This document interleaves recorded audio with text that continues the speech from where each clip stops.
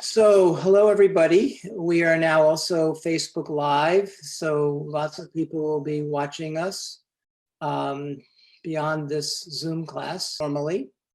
And I want to give you an overview on how to think about personal and planetary frequency raising. But more than that, this moment in time. So I'm going to read two quotes to start us off. One is from an article called "The Pandemic as a Portal" from a noted Indian writer named Arundhati Roy. She says, "Historically, pandemics have forced humans to break with the past and imagine their world anew. This one is no different. It is a portal, a gateway between one world and the next. We can choose to walk through it dragging the carcasses of our dead ideas, our dead rivers and smoky skies behind us. Or we can walk through lightly with little baggage, ready to imagine and create another world." Unquote. I want to read another passage. I mean, that one speaks to the transition that we're in. This particular quote speaks to the notion of how to be in that transition. It's called "What If the Virus is Medicine?" What If the Virus is Medicine by Jonathan Edwards and Julia Hartzell. They say, "The world we know is dying. What is unsustainable cannot persist by definition, and we are starting to see this play out. What hope is there then? There is the hope that breakdown will become or coexist with breakthrough.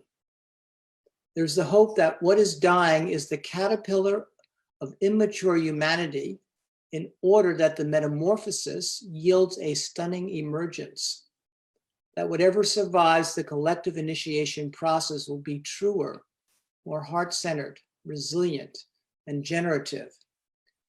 We are entering the chrysalis. We are entering the chrysalis. There's no instruction manual for what happens next, but we can learn some things from observing nature. For one thing, the chrysalis stage is preceded by a feeding frenzy in which the caterpillar massively overconsumes. Sound familiar? We've been there for decades. Then its tissues melt into a virtually undifferentiated glue. What remains separate are so-called imaginal cells, which link together and become the template from which the goo reorganizes itself into a butterfly. Does the caterpillar overconsume strategically or out of blind instinct? Does it know what's coming and trust in the process, or does it feel like it's dying? We don't know. It's natural to resist radical, painful change, but ultimately, there's little choice but to surrender to it. We can practice welcoming the circumstances that force us from the dysfunctional old patterns, be they economic or personal. We have that opportunity now.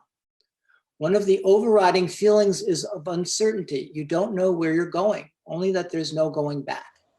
And there's no way of knowing how long this transformation will take. It can help to remember that the initiatory chrysalis phase is a sacred time, set apart from normal life, that it has its own demands and its own logic, that it cannot be rushed, only surrendered to, that it may be painful, but it's also ultimately healing. Imagine what happens when an entire society finds itself in the midst of a critical initiation, except you don't have to imagine. And so let's come back to our meditation again. So I want to read a quote for this meditation. It's from a book of my wife's book called Circle of Compassion, Meditations on Caring for Self and the World. So it's a meditation on service, but particularly this notion of the in-breath and the out-breath. Quote, "My in-breath of self-care gives me the clear mind and open heart that I need to face the complex challenges of the world. My in-breath of self-care is essential to sustaining my engagement with the world. The outer must have the inner. The gifts I receive from my out-breath of caring for the world are precious contributions to my own development. I am healing in profound and mysterious ways through serving others. My out-breath of service is essential to my personal healing and wholeness. The inner must have the outer. As my inner and outer unite as one, my compassion comes into full blossom. So, this is about the integration of the inner and the outer. If you have anything that you want to write with in terms of insights, please take out a notebook or an iPad or your smartphone in case you want to jot down any notes in the meditation. So again, take a few deep breaths, and on the in-breath, this time I invite you to release all fears that you may be holding in your life at the moment. We all are challenged to not hold the fears that our media is filling us with. So allow yourself to release all those fears. And on the out-breath, just release, and on the in-breath, invoke the intention that I am free, that I am free, that I am free. And in fact, this evening is an opportunity to practice being free of all the noise in the system for all of us, including me. And on the second breath, I invite you to breathe in a sense of calm and peace and serenity, and invoke, I am at peace. I am at peace. I am at peace. And on the third breath, I invite you now to breathe in your power to make a difference in the lives of others. I am a force for good. I am a force for good. Now just allow yourself for the next minute or two to just stay in that state of quiet and peace of mind. So we'll be silent for 2 minutes or so, and let us center ourselves as we enter deeply into the meditation, which I will guide you in a moment.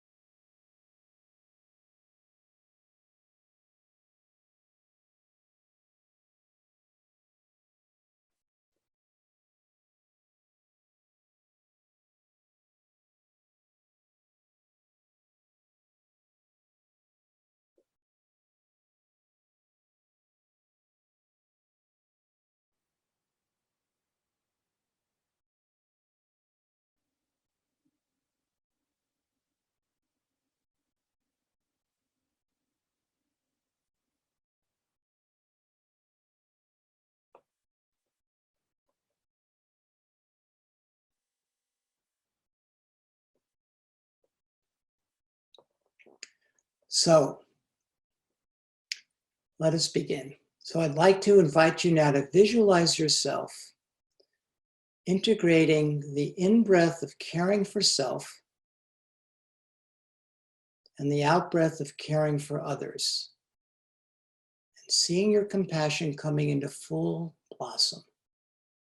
So visualize yourself integrating the in-breath of caring for self and the out-breath of caring for others, and your compassion coming into full blossom. What are you seeing? What does that look like, that integration? What are you feeling? What does it feel like? What are you sensing in your body? What sensations do you experience? And allow an image to emerge that represents your experience of this in-breath and out-breath synthesis. So just allow that synthesis to emerge as an image.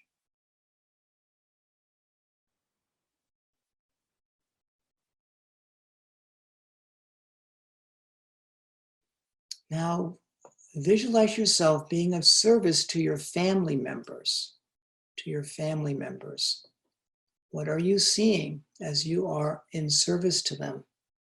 What are you feeling? What are you sensing in your body? And allow an image to emerge that represents being of service to your family.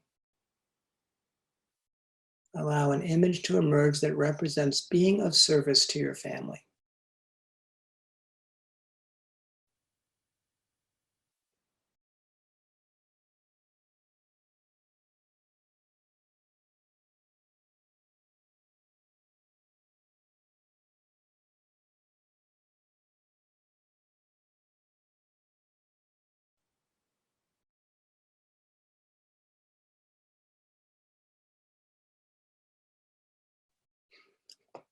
And next, visualize yourself loving and being of service to your friends, What are you seeing as you are in service to your friends? What are you feeling? What are you sensing in your body? Allow an image to emerge that represents being of service to your friends.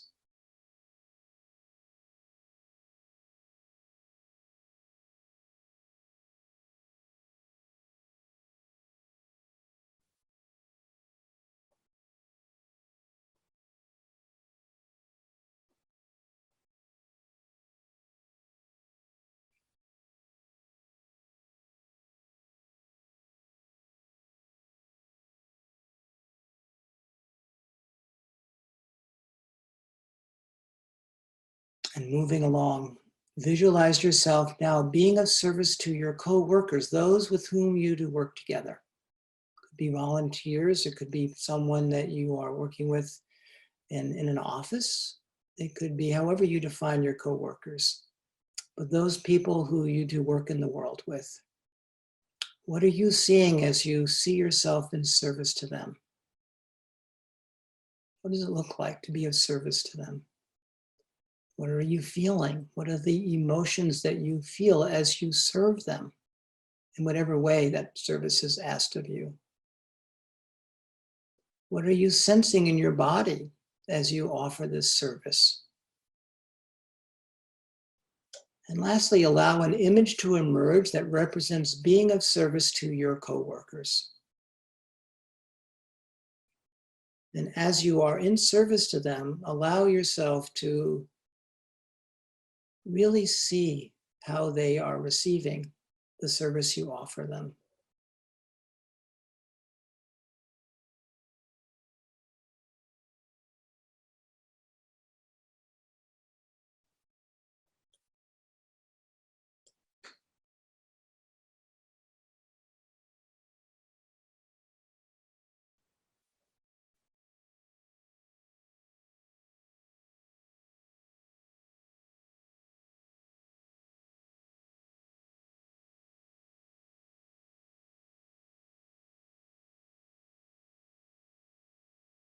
And now visualize yourself being of service to your neighbors, those with whom you cross paths where you live, in your building, on your block, in your neighborhood, or into the people who happen to live in place where we are. What are you seeing as you experience yourself in service to your neighbors, those with whom you have little connection, but who are available to you if you choose to make that that offering.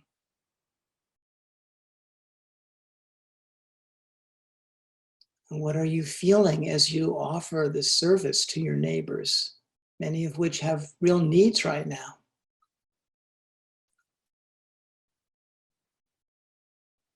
And what are you sensing in your body as you begin to offer this service to those with whom you have little knowledge and little connection, but who could really use help right now? And those neighbors are also the people you see in the stores when you buy your food. Many times we're afraid of each other now. What does it look like to be of service to them? Change that energy. And allow an image to emerge that represents being of service to your neighbors, to your neighbors.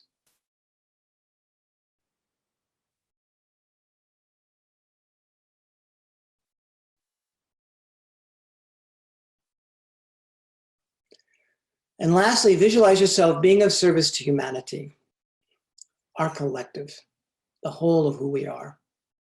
What are you seeing as you imagine yourself being of service to the larger whole of all of us on this planet right now? What are you feeling? What are you sensing in your body?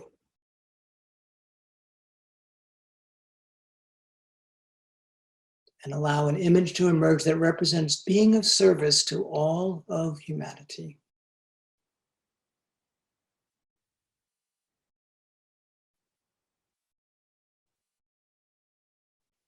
And allow this sense of service. And service is one of the most powerful ways to raise our frequency. It puts us out of our own self and into a larger universe of contribution.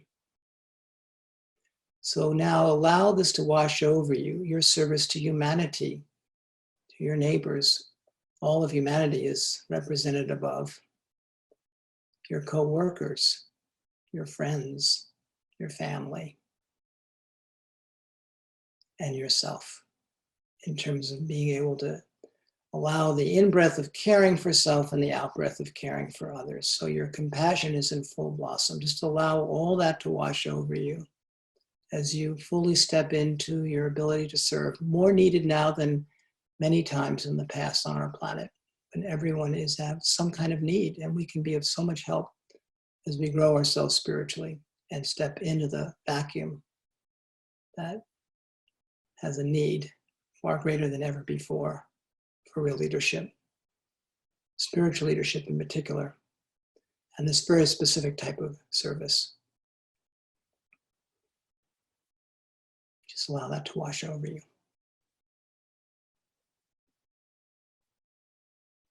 What I'd like to do now is to invite you into breakout groups of 2.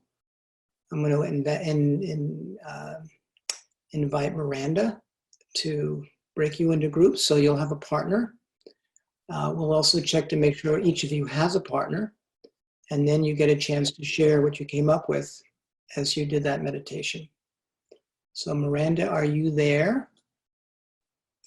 Yes, I'm here, and I'm going to separate the breakout rooms right now. And then Good. you and I can stay here in this, since it's still live. So you'll have a partner, and the idea is you'll have about 10 minutes. And after about 5 minutes, make sure that you switch and one person shares, or you could share question by question or part of the meditation by part of the meditation, however you'd like to do it. But you'll have about 10 minutes.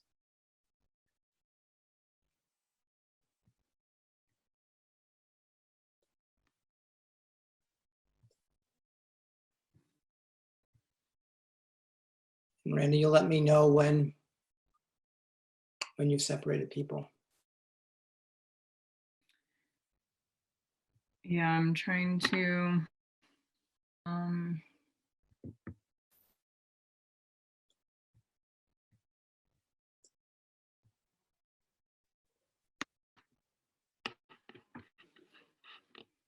Okay, it should be available for everyone. David, don't accept it on yours. Okay.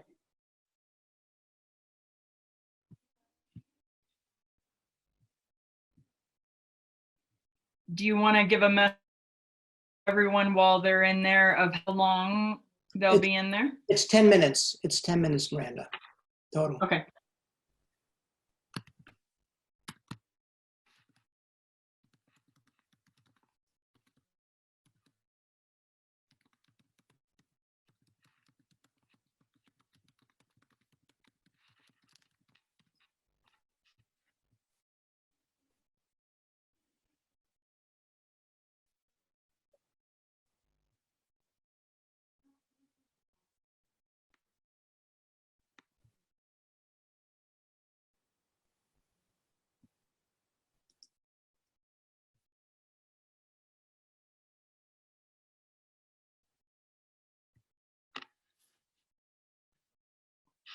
Are you guys able to see to go to your breakout rooms and accept that? I think there's some that still haven't joined. Yeah, some that haven't quite connected in their breakout rooms yet.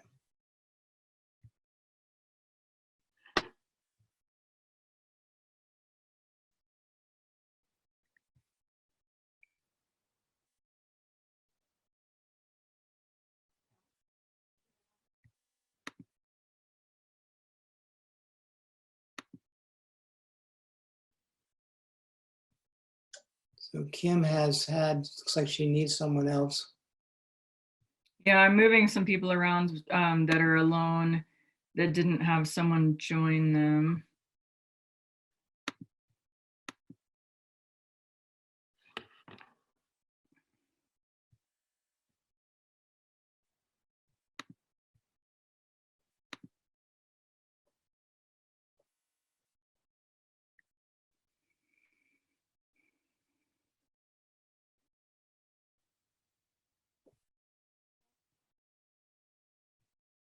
Okay, looks like everybody's in a room except us. We're here and it is live streaming. So just to keep the Facebook audience going, I don't know if you and I want to have a conversation about our experience in the meditation while people are waiting on Facebook. There seems to be 4 people, at least that I see, that have not entered, that are not in a room right now. Can you see the participants? I can see them. I have them assigned to rooms, but for whatever reason, they're not accepting going there. Do you guys need help figuring out how to go to the breakout rooms, or you're wanting to just hang out in here with us still? Ella, Kim, Holly, and Harmony.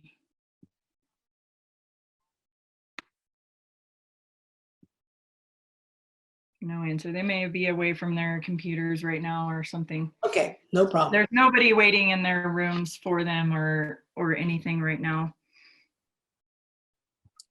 It says Kim Jones, am here. So Kim is still here, but she's not choosing to be in a breakout room. Well, Kim, Ella, and Harmony, and Miranda, if you are here, we can share the meditations collectively while everyone else is in their rooms. So yeah, let me, Kim said if we can unmute her, and then Harmony said she'd like to just be silent and listen. So Kim, you're unmuted right now if you want to talk. Hi. Yeah, so this is Kim. I was actually in a breakout room, but no one was there. So okay, I can have you join a different one. Yeah, that'd be great. Okay.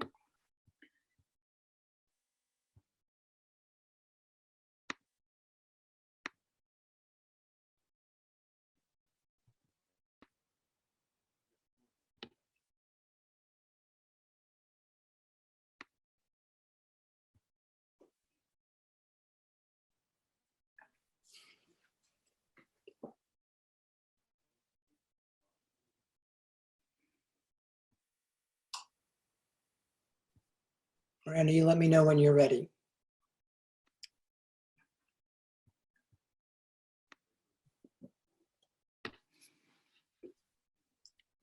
Okay.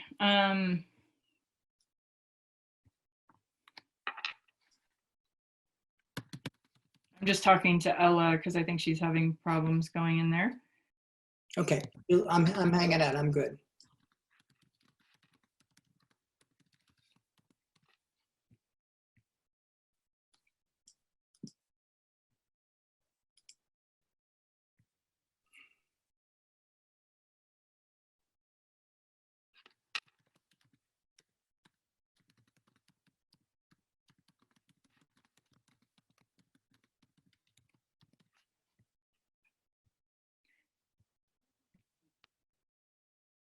Okay, it looks like Ella's and Kim's, even though the invitation is being sent, they're still not able to go for some reason. So we'll just have them here with us.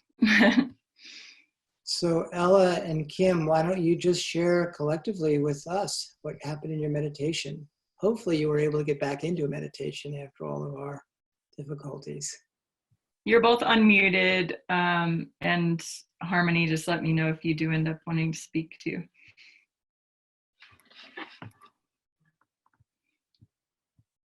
Can you hear us, Kim and Ella? Yes. Yes. And do you want to share anything about your experience with the meditation and what happened for you while he was going through that?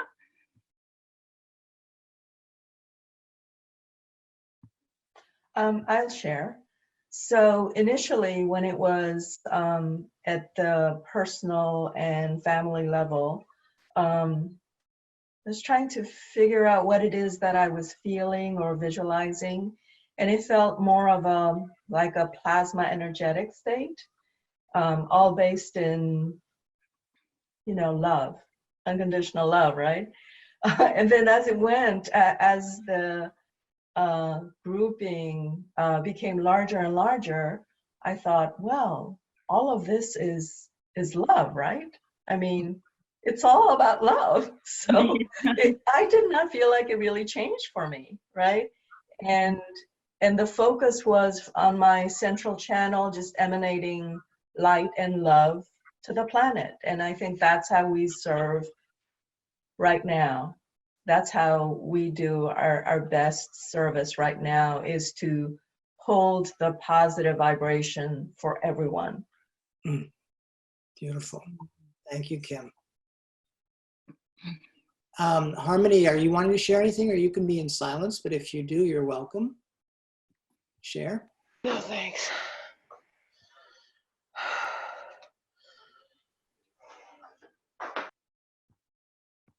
She said no thanks. No problem. What about it? What happened for you? Yeah, mine's a lot the same as Kim.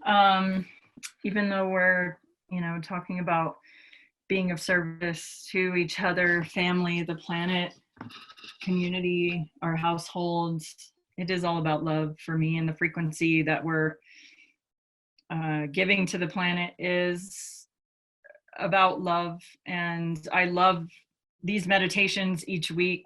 It's deeper and deeper of an experience for me because I'm doing them every single day, going back to the video recordings and the reading of the meditation as well, that's posted. And I kind of find that I don't realize how off center sometimes just some of the craziness of life that's going on right now, and getting into other people's panicky modes, or even listening to the news for a tiny little bit, or different things that kind of can throw you out of that frequency. But this meditation it really helps me just to come back to this frequency. And that's what I feel is reality. It's like the real thing that we're in is that central force of love that we can stay in as much as possible, and not have to get drug into another frequency that could end up making us more stressed, more unhealthy,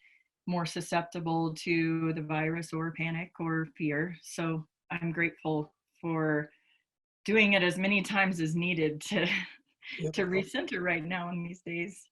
And I'm curious, Kim and Miranda, how did you guys handle that disruption? Because I know that some people on this call were holding the space while we sorted through that. Seems like the universe was giving us a kind of a unique teaching at this moment. So I'm curious how you both worked with it. Yeah, it's funny because I've actually been facilitating Zoom meetings for 4 weeks now. And this is the first time I've experienced it. And it was interesting. You know, my background is in IT, and I thought, oh, I've heard about the Zoom bombing, but I haven't experienced it. Yeah. It was kind of, you know, I wouldn't say cool, but there's a teaching in all of this, right? It's like, even if I might have a neighbor who can be, you know, corrosive at times, he's there for a teaching. So I'm supposed to thank him. And so there it is. It's like, oh, now I've experienced this. And so, you know, going forward when I'm facilitating meetings, I just need to be more mindful about the process, right? Just like it is for Miranda and all of us here. Well said. Thank Yeah, you. and for me, I mean, that was being the host of it. I'm just grateful that I read that NPR article that people are doing that. So I knew immediately what was happening, which I always feel very taken care of by angels and by those that are watching with us. So I feel it was no accident that I saw that article a few days ago and passed it to our whole team, and kind of, we had a warning about that. I definitely didn't know quite how to handle it other than shutting them off, and but it was almost like a battle. I love how many people were private messaging me on the side, though, giving me tips on press alt this to remove and do all this. So I'm like learning at the same time as doing all of that. But I think we regained back into a peaceful environment and state as quickly as we possibly could, and figured it out without knowing exactly what to do in the beginning. So I'm grateful. We're being watched and blessed and tested. You know, it was a good one for me. I mean, I find these teachings very powerful, and I know that I create these things for a reason. And it feels like this was symbolic of the energy that we're dealing with on the planet right now. And how do we hold our center when all this negativity is coming at us nonstop? And so that was a teaching. And I know in my Empowerment Institute, we teach people who are facilitating empowerment, call it how to hold your center. So while all this chaos is going on, there is this opportunity to hold your center so that the people around can kind of stay calm when there is this disruption or attack, in fact, is what that was. It was like an attack. And so it was very interesting. I mean, very powerful, good teaching. And also good reminder, we have to do a better job protecting the space. This was a vulnerability that we had potentially a chance to do something about, but I didn't choose to prioritize it, feeling it would be easier to have everyone just available in this way without the extra security. But that was the teaching. No, you need to protect the space better. So anyway, that was my takeaway. Ren, how are we doing for time? Are they almost, do you get a notice when it's 10 minutes? No, that's why I was trying to just figure out how long it's been. I think we're right at about 10 minutes. I'll give them a 1-minute warning. Thank you. In the messages. And Kim, I feel like you've been holding that space beautifully. So thank you for being part of that team. Right. You know, I am one of the facilitators of our local Sangha. So holding the center and being a center of peace is one of our practices. Nice. And I do feel like, you know, we've been practicing for years for what we're going through now, and we are here to hold the space. Yeah. For our brothers and sisters. And I don't, you know, in my general vicinity, my neighbors and the people that I encounter, some of them may go into fear mode, but generally speaking, they are all doing well. Nice. And fairly at peace. So I'm really grateful for that. That is good news. Good for you that you've attracted those people in your world. I mean, I think it's moment by moment for some people, And those that can hold the center certainly radiate out calm. That helps people. So it may be that when they experience you, they show up in that way. They may or may not be that way as well. They very well may be, but also I might give you a gift here of recognition. Thank you for the gift. I think it's all of us. How they show up. Yeah. If your energy was different, I suspect they would show up differently as well. Yeah, and there's no perfect solution. I mean, if you have everybody have a password or you have everybody in the waiting room, which is what people are suggesting for the future, I mean, they're saying me choose who to let in and who not to let in, but the names were so random. But yeah, I mean, the names were so random. For the class, though, that might be a different category. Of course, they could still register that way, but we have more control. That was another recommendation that was made. There is actually, I think, a Zoom short webinar you could look at, or did they send out a notice about it? How to, if they have a direct link through, whether it be registration or through a direct invitation, then they're able to get in. But somehow if that gets forwarded to others, they require additional information like a password. And I'm not sure exactly how all of this works, but there are some added securities. So I think registration will work for next week. Yeah, and I did watch the webinar on those, and as David was saying, we just decided not to this time and just kind of trust so that as many people could come in as possible. But next time I think we're gonna have to with Yeah, I understand that, because I'm a last minute, I just saw this and I thought, oh, I have 30 minutes to join, let me join. Aww. I don't think I would have if I had to register. Everybody's coming back now too. Welcome back, everyone.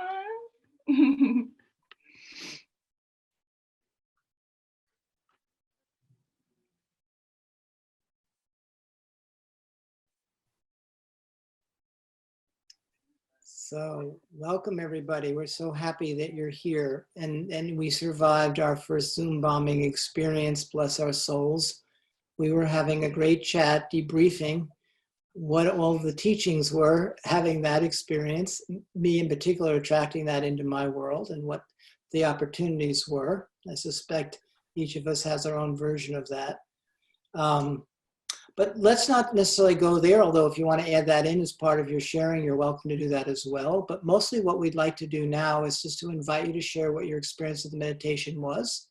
And if you do feel called to share how you handled that or what happened for you as you digested it, it felt like it was an energy that is in the world that for whatever reason we were all given an opportunity to experience.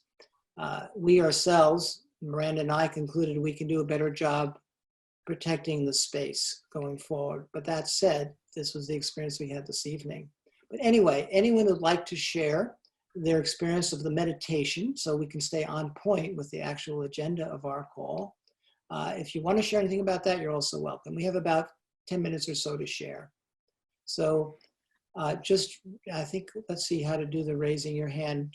Miranda, you want to share with people how that they can communicate? I think Aura has literally raised her hand. So there are formal ways in the technology world, but we can take the old-fashioned way as well. So Aura, your experience. And you need to unmute yourself, or we need to unmute. I'm gonna do it because I had everybody muted because of it. Hi, Aura. Everybody. Okay, I'll move over here. You are. I think what occurred to me is we can serve by being an Aura, example. you are on echo right now. Are you? Echo because I'm near a computer with Michael. Yeah, that's going to cause a Yeah. Okay, is it better now? I think so. Why don't you speak? But you could continue. Maybe I'll go downstairs. We can serve by example. Yes. And the way we did it tonight, without preparation, was by non-reactive mode, staying centered and quiet, calm, in the midst of unexpected disruption. Yep. And we didn't get, and it was great to see you, David, continuing and sometimes being silent and sometimes continuing to speak and then being silent again. Sometimes continuing with the content you had before, and sometimes saying something about the moment, what we're having in this moment. Yeah. And that was a great way to be non-reactive and being a model of how to handle an unexpected situation where there is elements of hatred and violence and pornography and so on and so forth, trying to provoke a reaction, but we didn't react. And you didn't react. So it was a great way to be of service. Thank you for that. And thank you for that as well. Thank you all for hanging in there. I mean, there could have been a variety of options, including, I didn't sign up for this, I'm out of here, but you're still here. Some of them may have made that choice. So thank you for being the ones that chose to stay with it. And Miranda, bless you for being so skillful to just jump in and be your spiritual warrior self, to just manage the process of actually the technology of it. So bless you. Thank you. Thank you. Happy to help. I'm sad that there are a lot of, probably hundreds more people that are commenting on the Unify and the Reinventing the Planet page right now, wanting to get into the Zoom with us, and we locked it at that time. So they're having to watch on Facebook Live instead of being here with us right now, but we'll figure it out by next time, how to keep it secure and have everybody. Thank you. So any other questions or comments about your experience with meditation, or that, should we say, in the empowerment work, we call this the second workshop. There's the first workshop, and then there's what happens in the first workshop, the second workshop, which is our reaction to everything going on. So each of us got a chance to engage in a second workshop, an unexpected one, including me. So you can comment on either one, the meditation and or the second workshop opportunity we were given to practice. Anyone? Michael. You are muted. So Miranda, you may need to unmute Michael.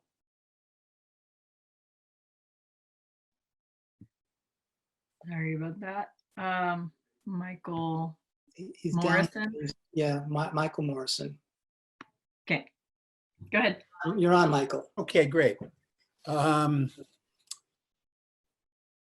I mean, I was startled by it, and, you know, like went through a series of things.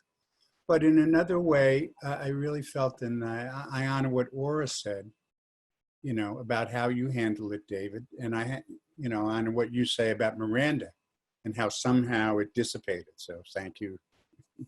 So, it, you know, the combination, it dissipated. So we continued on, you know. But I think it perfectly reflects my week in response to our first meeting, which was very exciting for me. But during the week, I found, I've been working in politics, you know, a little off my usual endeavors.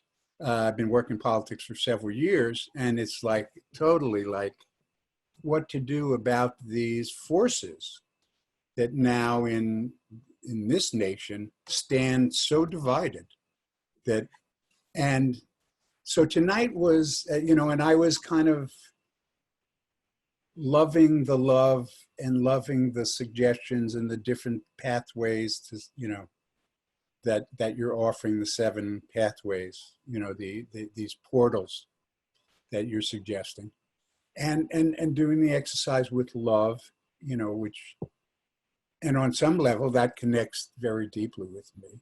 But on the other hand, there's this same stuff that's happening every day that I look and I say, oh my God, I mean, we have to fight against this, or, you know, or how do we work with this?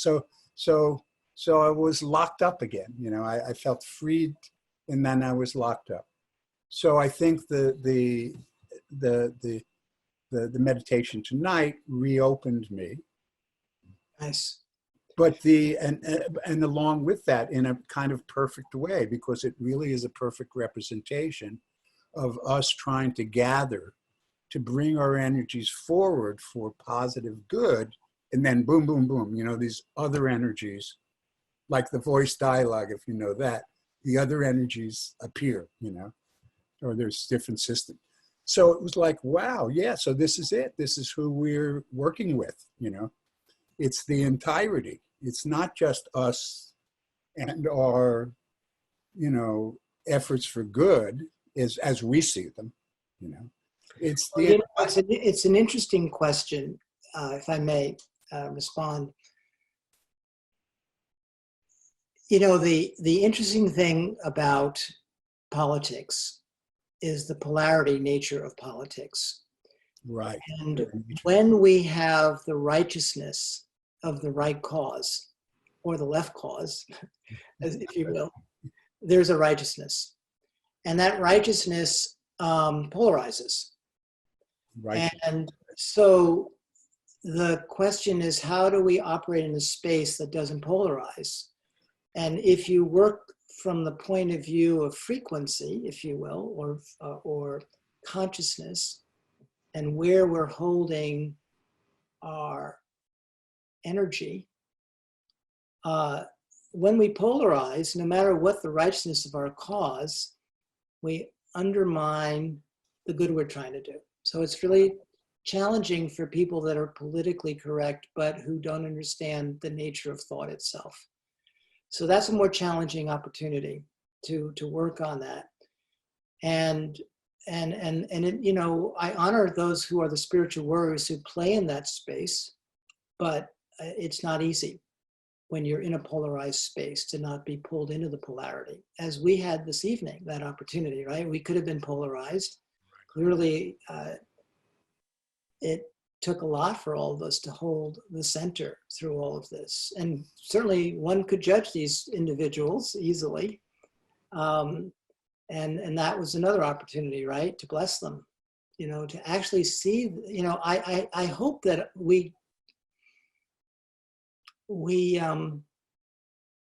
there was something that happened to them through this experience. Certainly it was my hope that they came away in a different space than when they entered. Maybe not, but certainly we gave them an opportunity to go there. So thank you, Michael, for that. Thank you, David. You're welcome. Mike from Montana. Hi, Mike. Okay, let me get him unmuted. Okay, go ahead. I'm unmuted. Okay. Yes. The way I was taught was to be a human being first before anything else and drop all the other judgment. So if you're not judging somebody, you're just meeting them as a human being. Then what comes up is what's important to them and what's important to you. Nice. And then this issue you brought forward of, well, we have an opportunity to create something when we can serve each other and we can serve the world around us.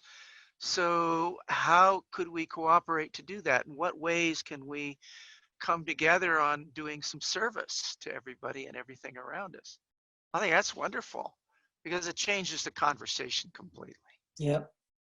And what happened in the meditation for you, Mike? Oh, I came up with the ways that I have been serving and working, and then in the breakouts, that's what I was sharing with Aura, and she was sharing what she was saying. That's great. So you were sharing how you're serving. In this situation, yes. Nice. Anything you want to share about how you've been serving? Oh yes, I'm starting two nonprofits, one in the beginning, and I'm in the position of totally overwhelmed and keep going. And I found out that's the usual condition of starting a nonprofit. That's very interesting. And the other services that I meet online with a group, and we were doing simultaneous event with Unify, and up came this class that you've got. So we've been talking back and forth about participating in this, and I wanted to be in a class and see what you were doing, and I think this is great. Thank you, Mike. Thank you. So we're going to need to move on. I'd love to have more time, but unfortunately, or fortunately, I want to offer more opportunities to you as we move through this. I think it's fortunate, but unfortunately, we won't have more time to talk about your experiences right now. So what I want to talk about is the daily practice. How many of you, can you maybe just raise your hand, were on last week's call that I can see? I think I know 4 or 5 of you. I can see you here. So the opportunity was to practice the meditation that we came up with. And I wondered how that went for people, because the idea here is not just to have a meditation that raises our consciousness and inspires us in the moment, but to practice it, to actually adopt those behaviors around love or service this week. Anyone want to comment about what Michael did a little bit, how he was applying? Anyone want to share what your experience was applying the experience of your meditation on love during the week?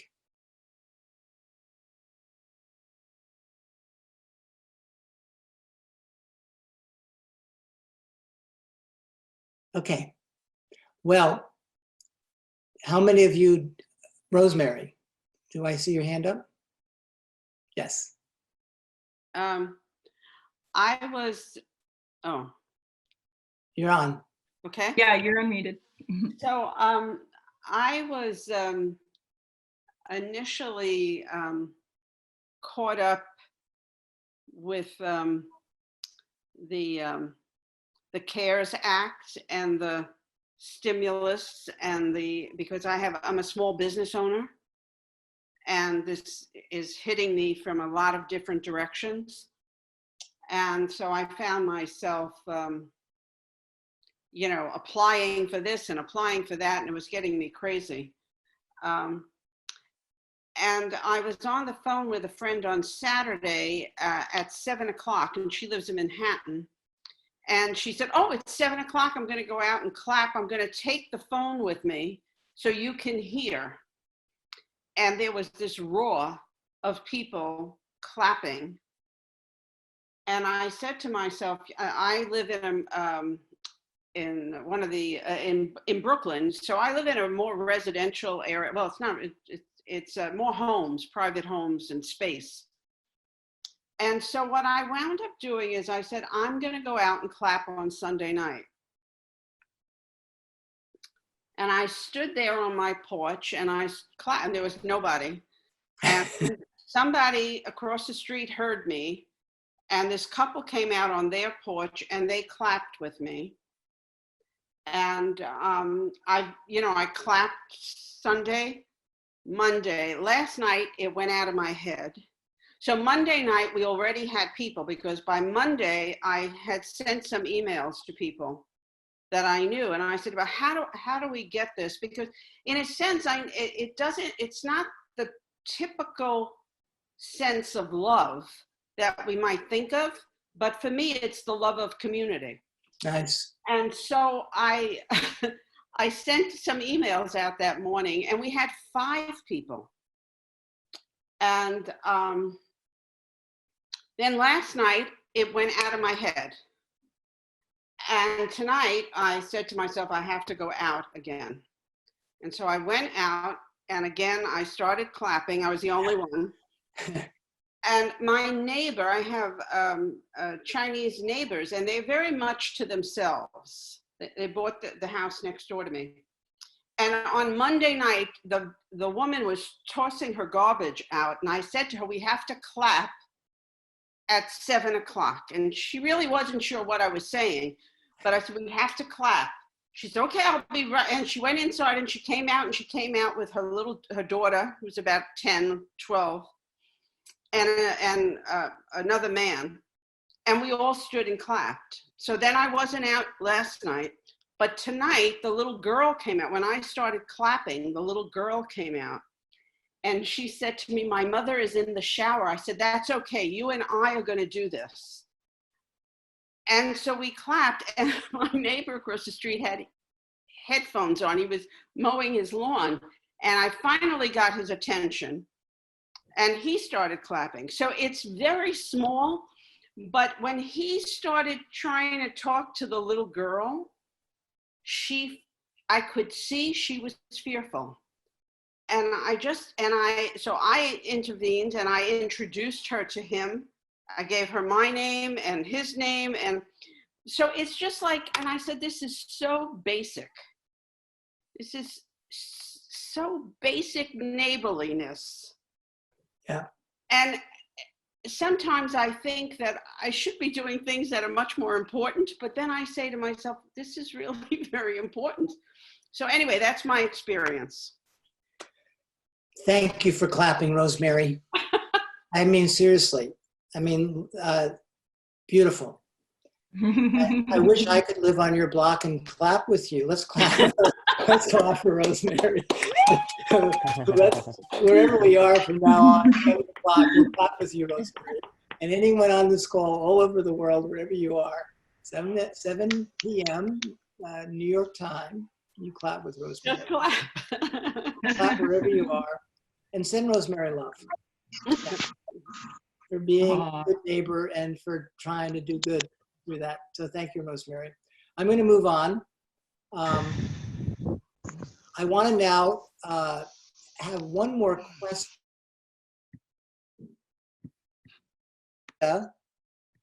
You are practicing this meditation. So 2 weeks ago, was it? 3 weeks ago, I did this major meditation that seemed to really resonate with a lot of people. We had thousands of people participate. And it was on all 7 qualities. And many people have told me they are doing this meditation every morning, as you just said, Miranda. Because when you put all the 7 qualities together, we're going deep into each of the qualities. But when you put all 7 together, it's a very powerful field that you build, that we build. And Miranda, would you like to share, or anyone else, first of all, is there anyone who's doing that meditation each morning that might want to share? And if not, Miranda could share her experience. Kimberly, are you raising your hand? Or you were just moving your hand? Okay. Anyone? All right, Miranda, you're on. Okay, let me, My wife does the meditation every day.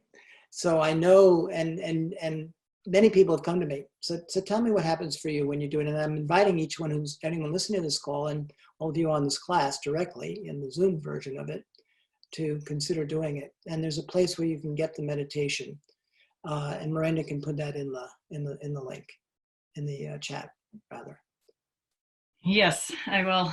And yeah, I feel very blessed to work with David every day, every week. And so I knew this was coming before we even had the first meditation.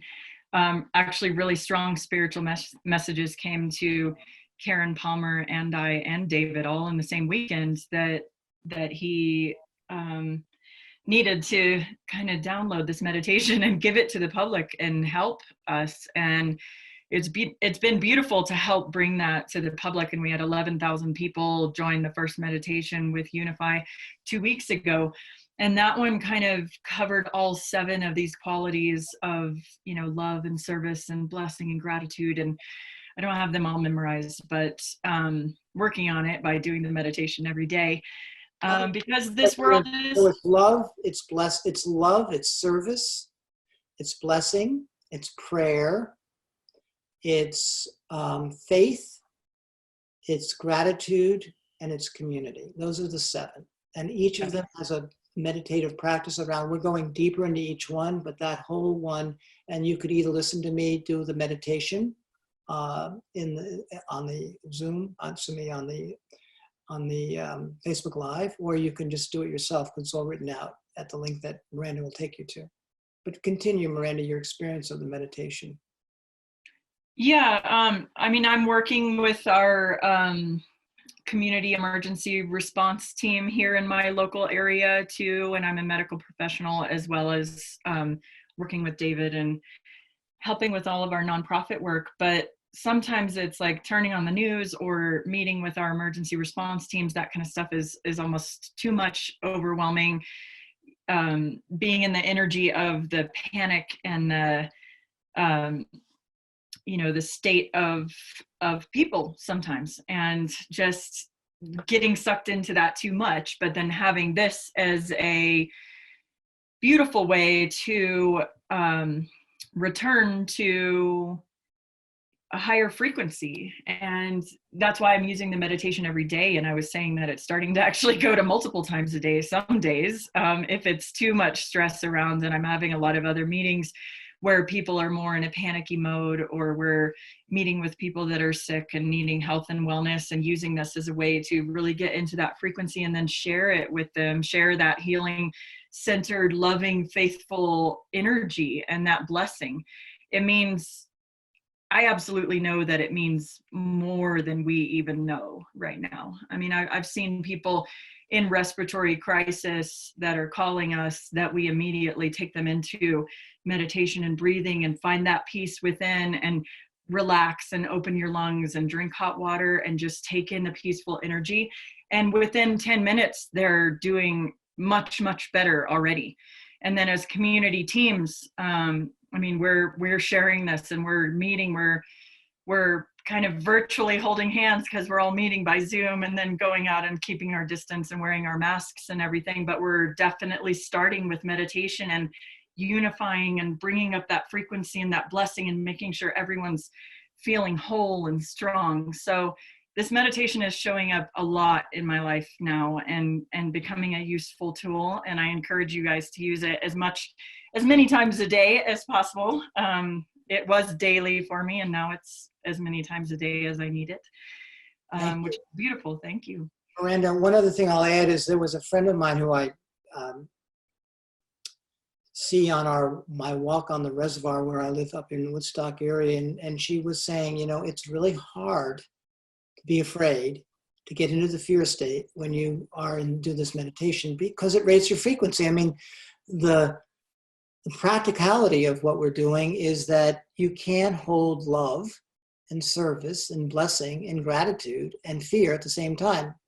You actually have to lower your frequency to hold fear or panic or any of that energy. So, I mean, it's very pragmatic. It's the nature of thought itself. There are higher vibration and lower vibration thoughts. So as we give ourselves to this, there's no room. It's not like you have to get rid of fear. There's no room for fear when you hold these thoughts and you operate in from that space. So anyway, this class is to deepen it and make it a practice. And we're going very deep into each space as we do that. So anyway, we are behind on my plan to do the rebooting the world. It felt like we needed to reboot ourselves a little bit before we could reboot the world. So we have a choice. We can go over about another 10 minutes so that I can do the rebooting. Are we good to hang in there for about another 10 minutes or so? If you have to leave, you're welcome. But I'd like to give you okay, great. I'd like to give you the full experience. So last time I began sharing, I shared the video of reinventing the planet and gave you the whole story of this larger second order change strategy. Second order change, for those that were not there, is transformative social change. Where we are right now is that our social systems have essentially broken down, which is a plus and a minus. The minus is we have broken systems and they're not functioning. The plus is that they can now, because they're not held in place, they're not held in a fixed way, they can go up, they can evolve, they can transform to a higher level of purpose and social value. This is the opportunity of the moment we've been given to reinvent our world, our planet. And second order change is a how-to of that. Some of you know my book, Social Change 2.0, is a book on how to do that. But more specifically, I want to go into specific elements of the plan. And what I wanted to share about this evening is a tool called Cool Block, which is to deal with the climate issue. So those that saw the video, and if you go to reinventing.earth, you can see the video of the whole plan. But this week, and I think in the meditation, we talked about one element 2 weeks ago, the bigger meditation on the Peace on Earth game. But I want to talk about this notion of cool block this evening. So cool block is a way to get together with your neighbors to make your block more sustainable, more resilient, more livable. Its impetus ultimately is to help you reduce your carbon footprint and at scale. When we start to get many cool blocks, we begin to create a cool city and then ultimately a carbon neutral city. So it's a major climate intervention, but it's much bigger than that for an individual. It's a intervention to build social capital and social connection with those that live on the same street where you live or the same building. And we were asking the question, Miranda and I, and Sue, welcome Sue. Good to have you on this call. Yay, Sue. Sue's a comrade in arms on this cool block world, having built the platform, helped create and manage the platform that cool block is on. And, but what became very clear is that when we shelter in place, as Rosemary offered up with the clap, your network collapses very quickly to the people on your street or in your building. People can hear your clap. And if there is a crisis, those are your go-to people because they're the ones that are around you and available. We've also been hearing that the emergency management system, I know in New York City, you probably are aware of that, anyone from New York City, is overtaxed because so many people are putting demands on it.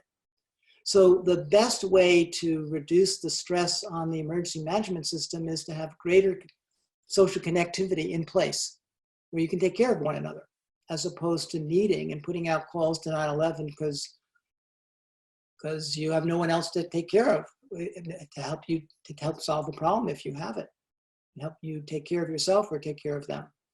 So it's got two roles aside from its initial role. One is to help you build a social support system in place. Another one is to help your community by virtue of not putting stresses on the system so that the emergency management system can then deal with the issues beyond you. When I was delivering this program way back in New York City and after 9/11, it was called All Together Now. And we worked with the Office of Emergency Management. What they told us was, this program is essential for New Yorkers because we will not help them. We just will not. They're on their own, and they're on their own for some time, a week, 2 weeks. So if they can't take care of themselves, they're really at risk. So this program is an opportunity to do that. So I want to share the video of it with you. And then I want to invite you into a special adaptation. We're calling it, for those of you that didn't hear, I'm so sad, I was so happy to share this beautiful passage. You may have gotten about halfway through it, but the idea of the chrysalis. Did you hear that, or did we get cut off? Like, I think maybe about a third of it didn't come through. But the idea is that we're in a chrysalis. We are in a metamorphosis as a human species, and we're in this planetary goo, and we're going to come out the other end. And this is a time when we can build new skills and build relationships and really create the future. So this is also an opportunity to be part of the future while we are in this transitional state. So with that said, Miranda, I think given time, if you went to Cool Block, you could do the 2.5-minute version rather than the 7-minute version. I think you've teed up the 7-minute version, but I think that's a little long for our time that we have available. So can you get to that home page? And it's at the very top of the page. And that's a shorter version. We'll spend less time with the video and more time unpacking it. Let me know when you're there. Just trying I to see think the. you are there. Yeah, but this we- is the right one. Hold on, let me. Okay. You got to share it with us. Can you all see it? Yeah.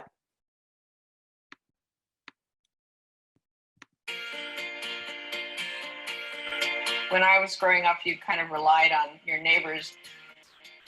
Most people want opportunities to help each other, and they just don't hear about them all the time. Or don't feel comfortable asking somebody.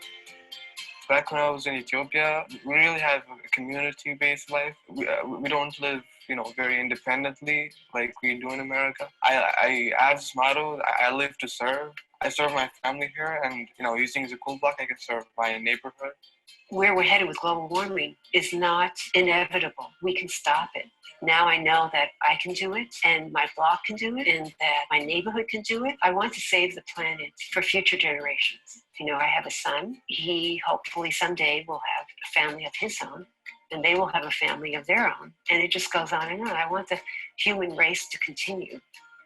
I felt it before I had a kid, but now I feel that pressure even more to leave the earth for the children, hopefully in a better place than when you came into it. You want to take care of the kid more than just about anything in the world. So one of the things that we talked about in the groups is how to organize ourselves, especially bringing together and making a community that collaborates and trades not only objects and tools, but help from one another at different times. Relying on other people, that they can check on me. It's a good thing because I might need the help. The Cool Block program is 9 meetings over approximately 4.5 months that help people learn carbon reduction, water stewardship, disaster resiliency, livability, and empowering others. It is so simple and so profound. People want to connect with people who live in the same place.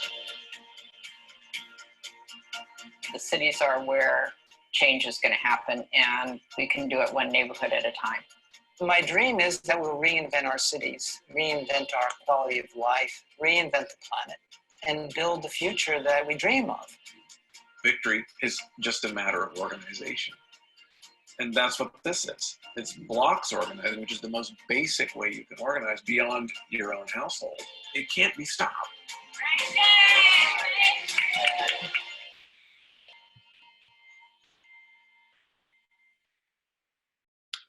So that program is alive and well in many cities in California and Crestone. That's just because, of course, Miranda, wherever Miranda goes, she just creates goodness. So she's brought it to Crestone. So the opportunity here is that if this is calling you as a way to deepen your connection with your neighbors, building greater resiliency, greater social support, and supporting your emergency management system by not being part of the stresses on them by virtue of people needing to call for their services, but we can care for one another. This is a tool available. And normally we call this the at-large program. There's a fee for using the platform of $20, which we're waiving. So we have 1,000 slots available. Sue will be actually managing this at-large, call it at-large program. So if any of you on this call or in the Facebook Live are interested in this, just go to coolblock.org. And then if you enter the code Chrysalis, that'll get you and any member of the people on your team interested to participate. So it's Chrysalis, CHRYSALIS. That waives the costs. And if you want to learn more about the larger vision of Cool Block, Miranda will put in the chat that vision. And there's also a page that describes all the benefits that I've just described that help you see what the use of this particular program is at this moment. And you'll see that when you also go to that page. So this is a service. Our service to you is a potential for you to be of service to your neighbors and to your larger community. And we encourage you to participate. And what else can I say? Miranda, anything? And Sue, anything you want to add about this opportunity? I know, Miranda, you're about to start putting it through its paces in Crestone in some form. Yeah, maybe if you want to explain, or if Sue wants to explain exactly how people find it, because people are putting in the comments that they're going to coolblock.org and not quite seeing. So people are wanting to know exactly how to join that. You need to unmute Sue. Okay, let me do that. Sorry. Okay. Can you hear me? Sue. Yeah. So I put into the chat the correct way to go into it. But if you go to coolblock.org/join-us, or the more human intuitive way to do that would just be to go to the coolblock.org website, and up in the right-hand corner, you'll see a box that says join us, and just click on that. On that page, there'll be a button that says to start a cool block. And so that is a form where you'll be able to, where we describe to you what we'd like you to review to learn about the program, so you can decide, oh, I would like to do this, and then some questions to answer to lead you into thinking just a bit about what you would like to do there, and then to submit it to me so that I can set you up. The Chrysalis code comes in at a later time that I'll tell you about. So just go to Cool Block and click on Join Us in the upper right corner, and then ask to start a Cool Block. And that will send off some information between you and me that I will respond to and get you going. Beautiful. Our Sue. family is having a lot of fun with it. It's a very empowering household activity kind of group, and you get to know your blocks. We're having creative ways of doing that by making phone calls and emails and joining by Zoom.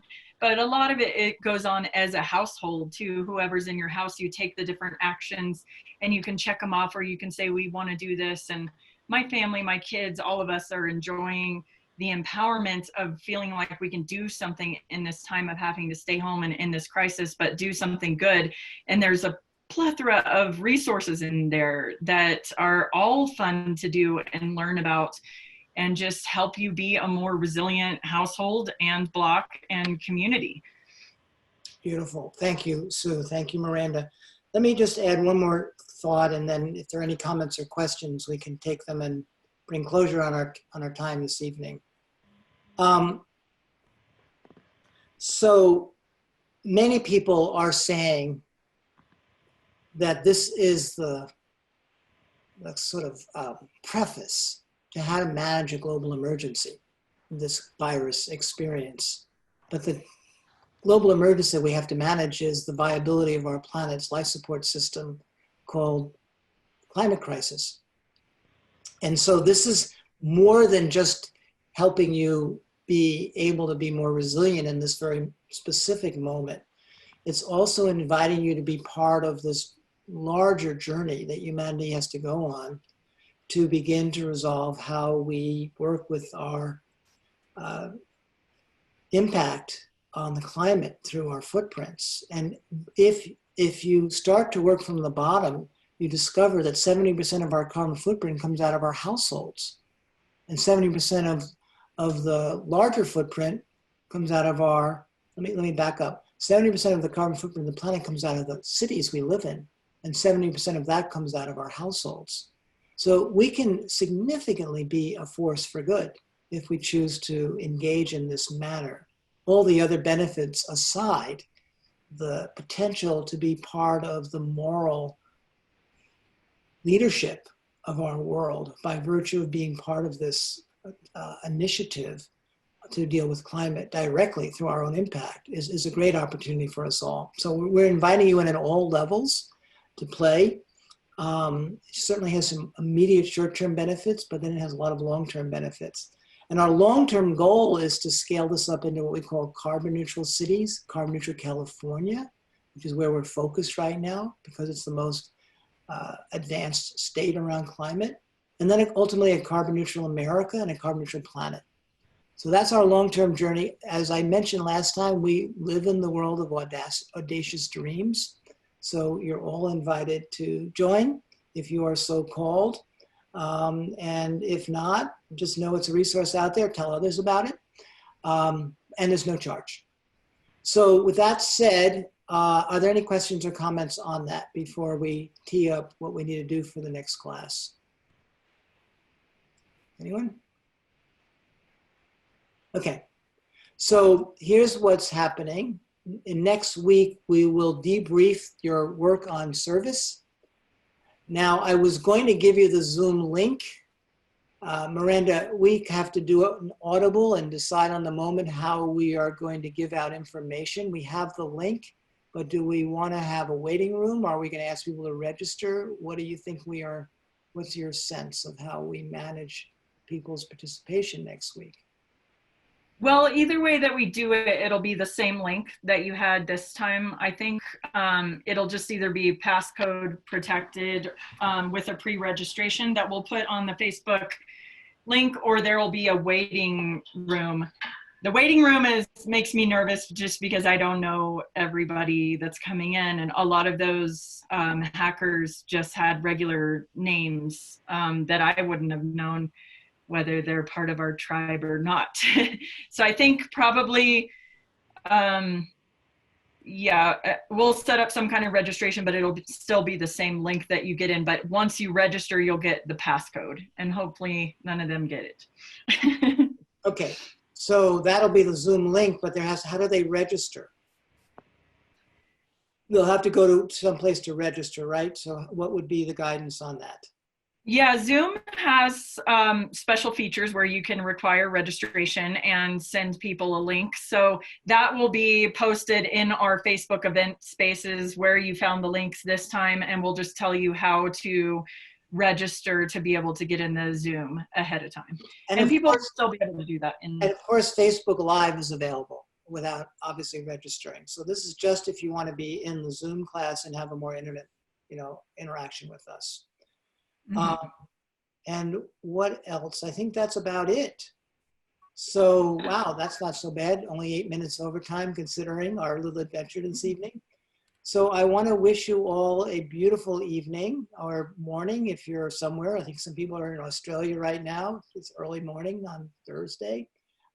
Thank you for your patience. Thank you for holding the space with us, with me and Miranda and Sue and all of us. I mean, we're all together. We really became a community tonight through that experience. Sometimes that's how it works. And hopefully I'll see many of you next week. You are great. I love working with you. I love being with you. Let's raise our frequency. And by the way, the extra added benefit is you raise the planet's frequency. That's how it works. And we don't need a lot of us, just some of us. So be part of that, some of us. So bless you, and we'll see you next week if you are called to come again. Thank you. Bye now. And I put the link in there to see the planetary frequency raising meditation, and we're posting the multiple videos from the different classes on there as well, if you're wanting to practice it every day. Love you all. Thank everybody. you. Thank you, Miranda, for your beautiful work, and everybody. Bye now. Good night. Thank you very much. Thank you.